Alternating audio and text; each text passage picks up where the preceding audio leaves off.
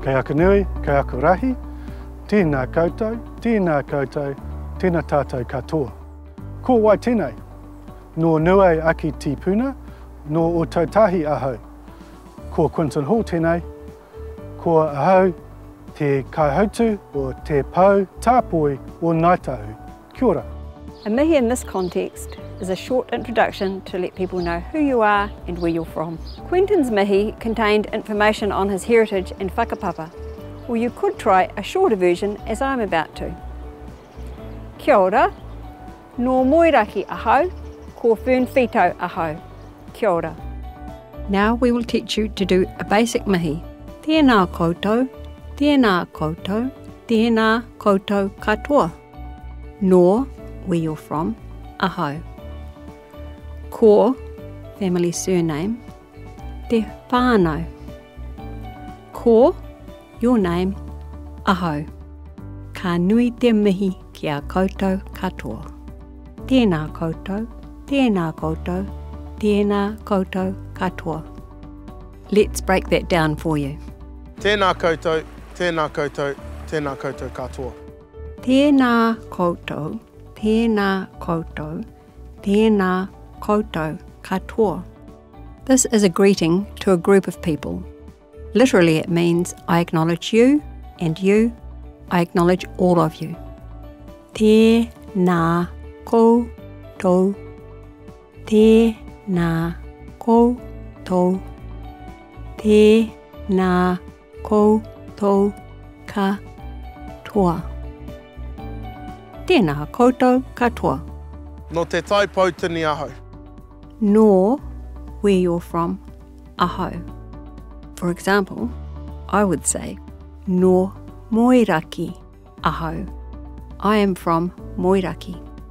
No, place name, ahau. No moiraki ahau. Ko mahuika te whānau. Ko, surname, te whānau. I would say, ko koutou te whānau. My family name is koutou. Ko, family name, te whānau. Ko kahurangi ahau. Ko, your name, ahau. I would say, ko whānau ahau. Ko, name, ahau. Ko, your name, ahau. Ka nui te mihi ki a koutou.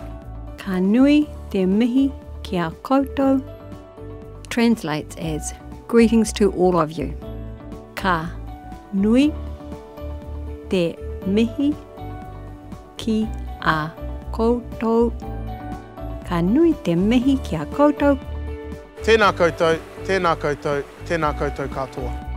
Tēnā koutou, tēnā koutou, tēnā koutou katoa. Tēnā koutou, tēnā koutou, tēnā koutou katoa. No te tai pautini ahau, ko mahuika te whānau, ko kahurangi ahau. Ka nui te mihi ki a koutou, tēnā koutou, tēnā koutou, tēnā koutou katoa. A full mihi is definitely not expected of you, but if you're interested in learning more of yours, we encourage you to give it a go. Ko auraki te mauka ariki, ko tūtoko te mauka tīpuna. Ko urua o te waka, ma kāwhio te awa, te tauraka waka a Māui te marae. Ko kaitahu te iwi, ko kahurangi matiroa, prawa wusu mahuika ahau. Tēnā koutou, tēnā koutou, tēnā koutou katoa.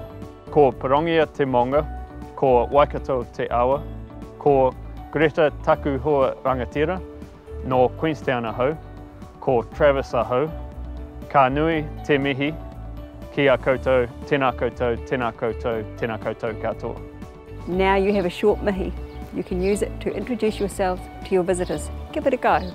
If you're interested in learning more, go to K&K.